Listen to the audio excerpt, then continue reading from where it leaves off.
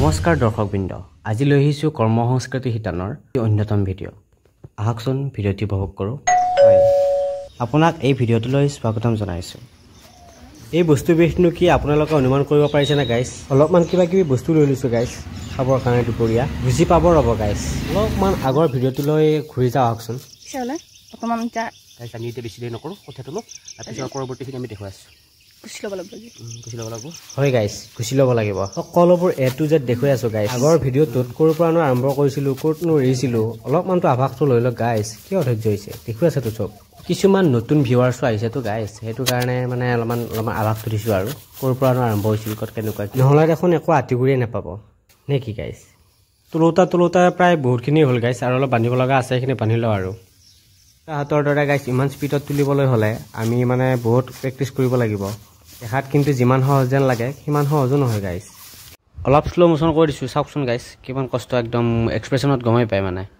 দেখি কিন্তু ভালেই লাগে নহয়নে গাইছ? গোটেইবোৰ বান্ধি হৈ গ'ল গাইছ, আৰু আমি একদম পূৰা ৰেডি কৰি দিছোঁ, বস্তাত ভৰাইছোঁ। আপোনালোকে দেখিছে এতিয়া কঠীয়াবোৰ পূৰা ৰেডি কৰি দিছোঁ। আমি মানে য'ত আমাৰ ৰোৱা ঠাই তাতে মানে অলপ দূৰ হৈ যায় আৰু প্ৰায় 2 কিলোমিটাৰমান হ'ব আৰু। এই ফাইনেলি আহি পালোঁ গাইছ আমাৰ জেগা।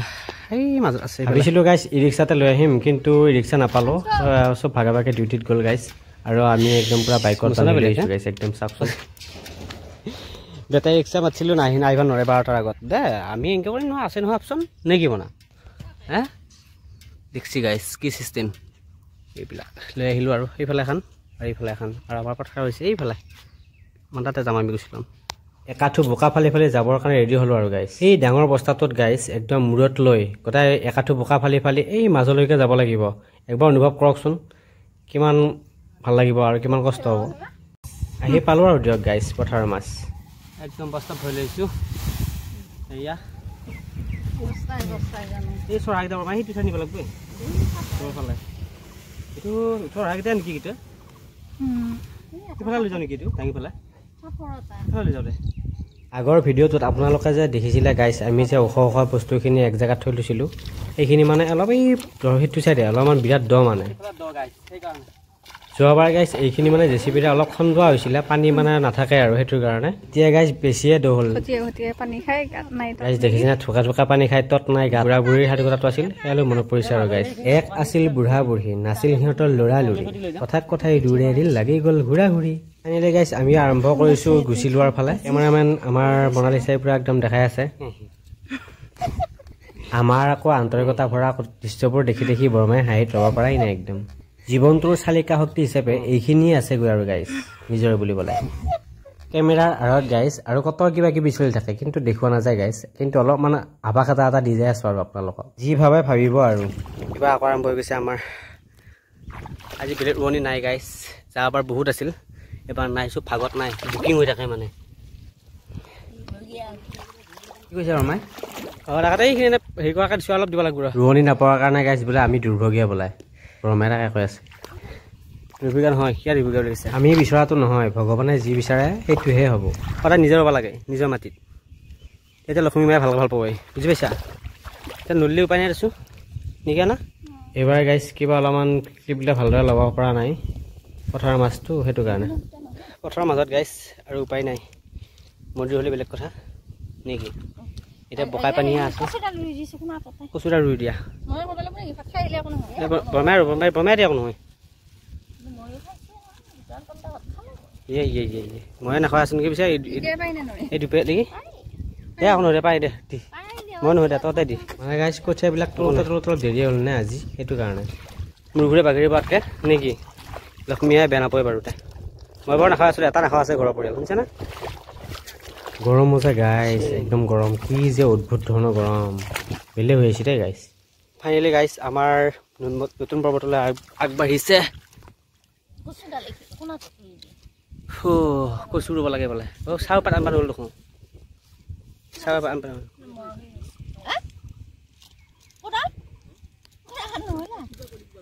এইটো হৈছে মাহ প্ৰসাদ, এইফালে বেলেগে ওলাই, আমাৰখিনিহে বাকী আছে। দি 9টা ভাগ কৰি দি, 9টা ভাগ। সৰু সৰু ছোৱালীবিলাকে যে কিবা আইনাম ধৰে গাইছ, তাতে শুনিছিলোঁ পদত, মানে নৈবদ্যবিলাকত 9টা ভাগ দিব লাগে। লক্ষ্মী একদম ভঁৰাল ভৰি ধান হ'ব, তাৰ বাবে দয়া কৰিবা নেকি হা আজি ফাৰ্ষ্ট গুচি লোৱা গাইছ আজি বহুত মানুহ আহিব পৰা নাই ভাগে ভাগে আজিকালি পথাৰত মানুহ নহা হৈ যাব তামোল এখন এখন বঢ়িয়া বতাহ দিছে দেই হা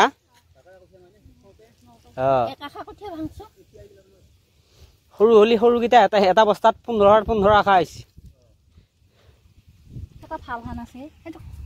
দীপজ্যোতি পৰম ব্ৰহ্ম দীপজ্যোতি জনাৰ্দন দীপহ্ৰতমে পাপম সন্ধ্যা দীপম নমস্তুতে শুভম কৌতু কল্যাণম আৰোগ্যম যুগ সম্পদা শত্ৰুপুত্তি বিনাশায় দীপকায় নমস্তুতে মই গাই থাকাটো গাইছ বন্তি বজনৰ মন্ত্ৰ আৰোগ্যম ধন সম্পদা শত্ৰুপুত্তি বিনাশায় দীপকায় নমস্তুতে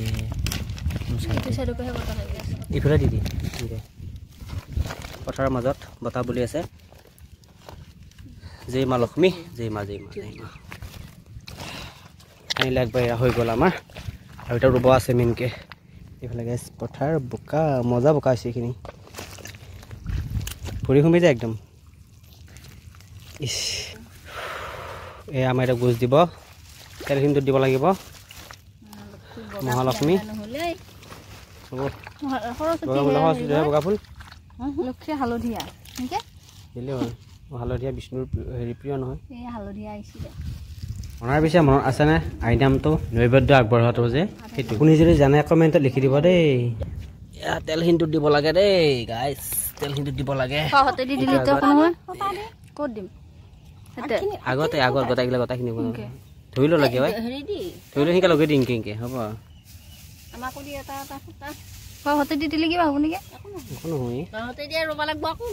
ঠাইখিনি মুচিলা নৈবত ভৰালা নজুৰি লগালা দুঘৰিয়ে নৌতি বইনাকে চাৱৈ ঘূৰি ঘূৰি সাজুটো বইনাকৰ হৰিয়ে এই মহালক্ষ্মী নমো নম কৃষ্ণ ৰুই দিয়া তিলক লগাকে মুকুট দিলা হ'ব মই ৰুইছোঁ আৰু গাইছ কৃষ্ণ ৰুই দিয়া এইখিনি দিলে আমাৰ শেষ আৰু আজি কাৰ্যসূচী দিছোঁ আমি প্ৰতিকে যিমান পাৰি সিমান ৰুম আমিও ৰুম গাইছে আজি আৰু বেলেগ নাই আজি যিখিনি পাৰোঁ ৰুম আৰু অলপমান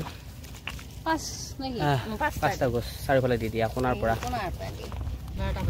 নহয় ভিডিঅ' হেৰি নহয় নহ'লে 1 2 3 এনেকৈ 5টা গছ দিব লাগে গাইছ উত্তৰ পূব কোণত যাবাৰ কৈছোঁৱে ভিডিঅ'টো আছে গাইছ চাব যাবাৰটো হ'লেও ছিজনেবলটো গাইছ বিৰাট ৰ'দ কাৰণে অলপমান ঘৰলৈ আহিলোঁ কিবা 2-এটা বস্তু নিবলৈ আছে সেইটো কাৰণে লৈ যাওঁ লগতে তামাম ভোক লাগি আছে গাইছ সেইকাৰণে খায়ো লওঁ যোৱাবাৰৰ ভিডিঅ'টো যদি আপোনালোকে চাইছিলে তেতিয়াহ'লে গম পাব যোৱাবাৰ এই ঠাইখিনিতে আমাৰ কঠীয়াতলি আছিল যোৱাবাৰ গাইছ ইয়াতে আছিল কঠীয়াতলি ইয়াতে এবাৰ আমাৰ ঘৰ হৈ গ'ল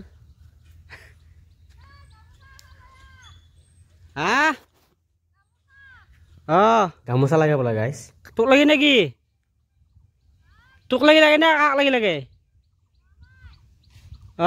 ৰমাক লাগে বোলে গাইছ এই ৰুই আছে গাইছ এতিয়া ময়ো যাম সেয়াই আৰু মই গাইছোঁ দে গাইছ ৰ'দত বৰষুণ দিবা গলতি সে মিষ্টেক গাইছ বৰষুণ দিবা মই আৰু আহিছোঁ দে গাইছ ৰ'দত ফুৰিব লাগে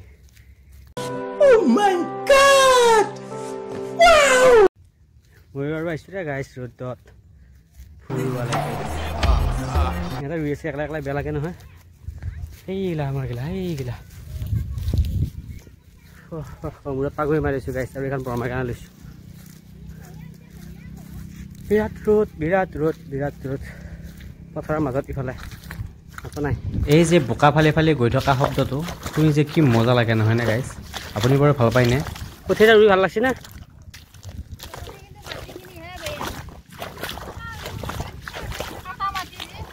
আটা মাটি কাৰণে অলপ দিগদাৰ হৈছে গামোচা লৈ লওঁ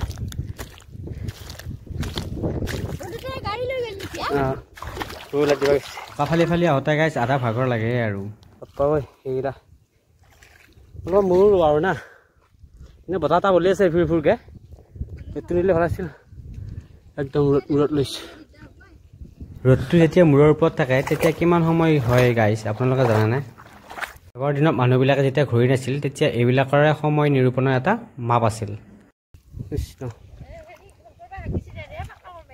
অ'কে ঠিক আছে গাইজ দ মাটি যে সেইকাৰণে অলপ পাতলকৈ ৰুব লাগে তাকে মানে খুৰাই আদেশ দিছে আৰু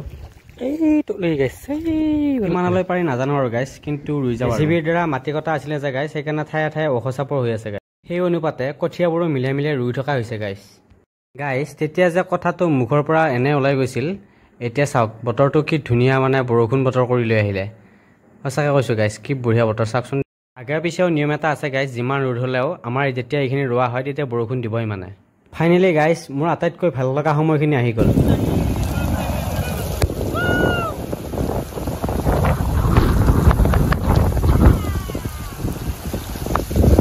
মাজত থাকিলে যেতিয়া এনেকৈ বৰষুণ এজাক আহি যায় তেতিয়া মানে দুখ কষ্ট ভাগৰ সকলোবোৰ পাহৰি যোৱা যায় গাইজ একদম বেলেগ জোচ আহে আৰু ফাইনেলি বৰষুণ আহি গ'ল আৰু